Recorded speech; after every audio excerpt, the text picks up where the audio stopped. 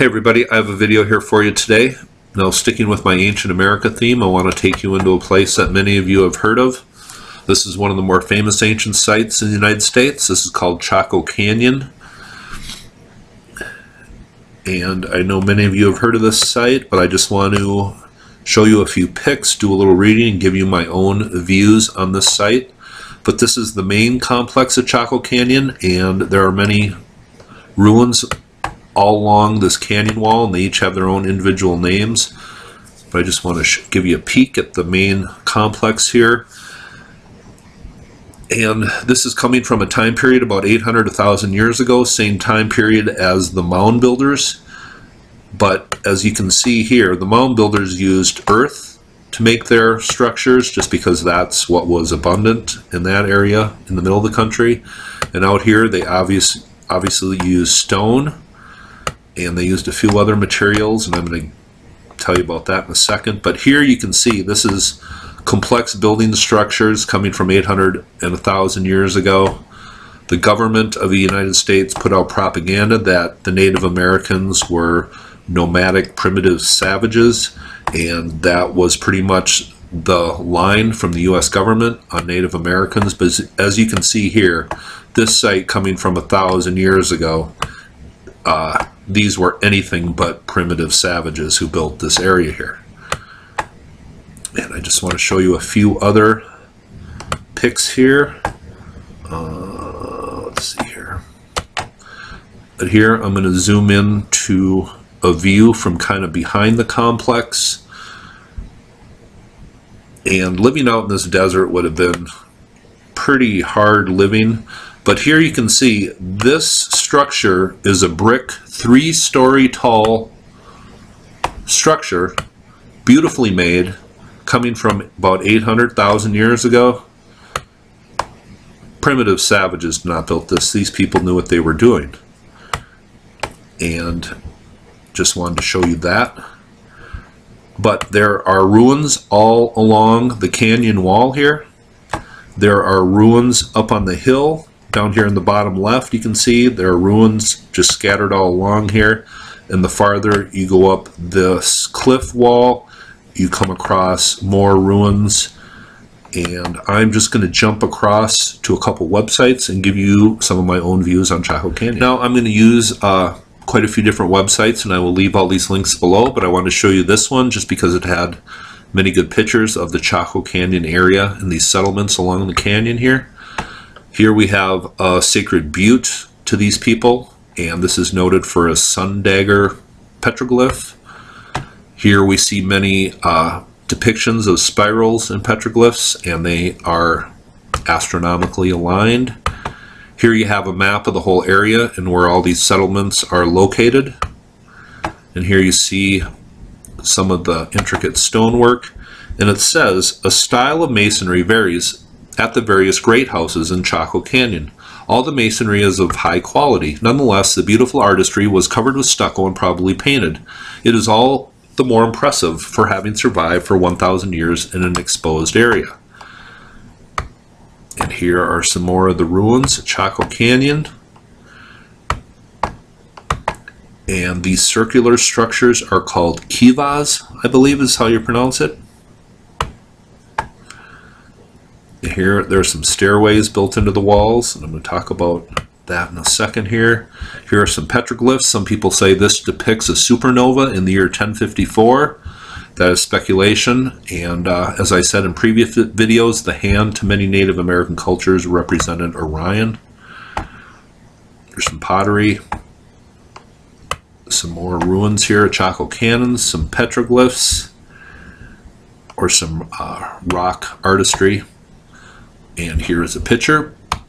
Now, going over to this website, and it says, at an elevation of 6,200 feet, Chaco is a high desert, sun-scorched in the summer and bitterly cold in the winter. Despite these harsh conditions, evidence of human presence in the area stretches back to as early as 2900 BC. These groups were largely nomadic until around 200 AD, when the first farmers settled in the area and built small pit houses. Then in roughly AD 850, a great change took place. The people began building in a radically different manner, constructing stone buildings unlike any that had been there before. These structures soared to 4 or 5 stories and contained up to 700 rooms and dozens of kivas. And I just find it very interesting that the great boom and the great building time period was around 850 AD, and that is the same time period when many groups from Mexico went north because of a drought. They don't make a direct connection between the Aztecs or the Mayans here, but that can't be ignored. Now, jumping over to this website, it says this. Chaco Canyon was an important Anasazi, and that means ancient Native American cultural center, from about 900 through 1130 AD. About 30 ancient masonry buildings containing hundreds of rooms each attest to Chaco's importance. Some structures are thought to serve as astronomical observatories or calendars. Archaeologists discovered jewelry made from Mexican and California materials in ancient trash heaps. Large, well-constructed roadways, thought to be built for pilgrims, subjects, or traders, lead from sites 50 miles away to the center of Chaco Canyon. In a very real sense, all roads lead to Chaco. And it says the Chacoan roads. One of the most remarkable aspects of the Chaco culture, at least from a modern perspective, is the extensive system of fine engineered roads both within the canyon and extending out a considerable distance to the outlying sites throughout the San Juan Basin and beyond. These roads are remarkably straight and carefully constructed. The ones inside the canyon average about 15 feet in width, while the ones going out towards the outlying areas tend to be about twice that wide. Perhaps the most significant aspect of the Chacoan roads is their straightness. The roads are generally aligned very precisely and continue for considerable distances with the same alignment without curving or adapting to the landscape as modern roads and trails usually do. And when these straight roads ran into a butte or a hill, they just built stairways and continued these roads or paths in a perfectly straight manner. And that is one thing that the Nazca lines did. They went perfectly straight over hills. No matter what was in their way, they perfectly went straight. So that is a connection that you can't ignore either. And it says on this website, and this is the late Philip Coppin's website, it says, Chaco Canyon is known to have contact with the cultures of Mexico as they kept macaw and parrots from Central America. The site itself is known for its huge quantities of turquoise, 50,000 pieces of which have been found in Pueblo Bonito alone. And it talks about its connections to Mexico and possible connections that can be made.